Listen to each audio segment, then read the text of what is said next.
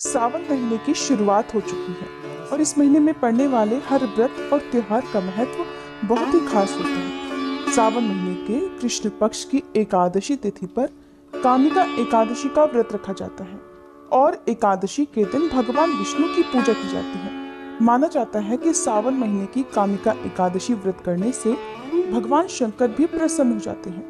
मान्यताओं के अनुसार कामिका एकादशी पर व्रत करने और दान करने से पितरों को भी मोक्ष मिलता है और सभी पापों से भी मुक्ति मिल जाती है। कामिका एकादशी का अर्थ है सभी प्रकार की कामनाओं की पूर्ति करने वाली एकादशी। तो चलिए आपको बताते हैं इस बार कामिका एकादशी का व्रत कब रखा जाएगा, व्रत पारण करने का शुभ मुहूर्त क्या रहेगा और इस दिन कौन कौन से शुभ योग बन रहे हैं। स्कंद पुराण में वर्णन मिलता है कि सावन महीने के कृष्ण पक्ष में पड़ने वाली एकादशी पर व्रत, पूजा और दान करने से जाने अनजाने में हुए पाप खत्म हो जाते हैं, लेकिन जानबूझकर दोबारा कोई पाप या अधर्म नहीं होगा, ऐसा संकल्प भगवान विष्णु के सामने लेने पर ही इसका फल मिलता है। और ये व्रत साल की सभी एकादशियों में खास माना गया है। पौराणिक कथा के अनुसार धर्मराज युधिष्ठिर ने महाभारत काल के समय भगवान श्री कृष्ण से कहा कि हे प्रभु, कृपा करके मुझे कामिका एकादशी का महत्व और उसका वर्णन सुनाइए। तब भगवान श्री कृष्ण ने कहा कि हे धर्मराज, इस एकादशी व्रत की कथा स्वयं ब्रह्मा जी ने देवर्षि नारद को सुनाई थी, अतः मैं भी तुम्हें वही सुनाता हूँ। ब्रह्मा जी से एक बार नारद जी ने कामिका एकादशी की कथा सुनने की इच्छा प्रकट की। ब्रह्मा जी ने कहा, हे नारद, कामिका एकादशी व्रत की कथा सुनने मात्र से वाजपेय यज्ञ का फल मिलता है। जो भी इस दिन व्रत करता है या इस तिथि पर शंख, चक्र और गदाधारी भगवान विष्णु का पूजन करता है, उसे पुण्य की प्राप्ति अवश्य ही होती है। इतना ही नहीं, गंगा, काशी, नैमिषारण्य और पुष्कर जैसे तीर्थों में स्नान करने से किसी व्यक्ति को जो फल मिलता है वही भगवान विष्णु के पूजा करने से भी मिल जाता है। जिन लोगों को पापों से डर लगता हो, ऐसे व्यक्तियों को कामिका एकादशी का व्रत अवश्य करना चाहिए। कामिका एकादशी का व्रत करने वाले भक्तों को कुयोनि में जन्म नहीं लेना पड़ता, ऐसा स्वयं भगवान ने कहा है। जो भी मनुष्य सच्चे मन से श्रद्धा भक्ति से आज के दिन भगवान विष्णु को तुलसी पत्र अर्पित करते हैं, उन्हें भी कामिका एकादशी के दिन पुण्य फलों की प्राप्ति होती है। इस बार एकादशी की तिथि प्रारंभ होगी 30 जुलाई मंगलवार की शाम 4:46 से और समाप्त होगी 31 जुलाई बुधवार की दोपहर 3:55 पर।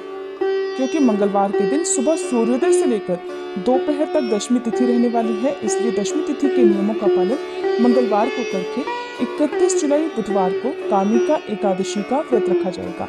सभी वैष्णव जन या ग्रस्त जन इसी दिन उपवास रखेंगे। एकादशी से एक दिन पहले नियमों का पालन करते हुए तुलसी पत्र या तुलसी जी की मंजरी तोड़कर रख लेनी चाहिए, क्योंकि एकादशी के दिन तुलसी पत्र तोड़ना पाप माना जाता है। 31 जुलाई बुधवार को सूर्योदय होगा सुबह 6:01 पर, सूर्यास्त होगा शाम 7:05 पर। ब्रह्म मुहूर्त सुबह 4:24 से 5:12 तक रहेगा। अमृत काल सुबह 7:02 से 8:37 तक रहेगा। तो सुबह की पूजा आप ब्रह्म मुहूर्त या अमृत काल में कर सकते हैं, जो कि पूजा करने के लिए शुभ मुहूर्त रहेंगे। और इस दिन राहु काल दोपहर 12 बजे से 1:30 बजे तक रहेगा। इस बार एकादशी का व्रत ध्रुव योग में रखा जाएगा और ध्रुव योग इस दिन दोपहर में 2:13 पर समाप्त होगा। किसी भी शुभ काम को यदि ध्रुव योग में किया जाए तो उसमें सफलता अवश्य मिलती है।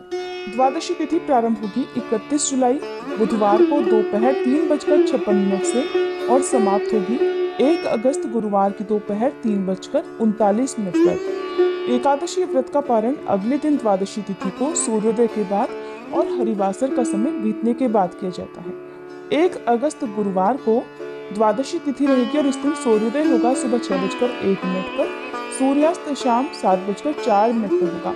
ब्रह्म मुहूर्त सुबह 4:25 से 5:13 तक रहेगा और अभिजीत मुहूर्त दोपहर 12:07 से 12:59 तक रहेगा। इस दिन राहु काल दोपहर 1:30 बजे से 3 बजे तक रहेगा। ध्यान रखें कि जो द्वादशी तिथि में व्रत का पारण करने से पहले आप पूजा करते हैं वो ब्रह्म मुहूर्त में कर सकते हैं, क्योंकि निर्धारित मुहूर्त में आपको स्वयं व्रत का पारण करना होता है। 31 जुलाई बुधवार को रात 9 बजे तक हरिवासर का समय समाप्त हो जाएगा। मान्यताओं के अनुसार यदि हरिवासर के समय भगवान विष्णु के मंत्रों का जाप किया जाए या भगवान का ध्यान किया जाए तो उससे भगवान श्री हरि अत्यंत प्रसन्न हो जाते हैं।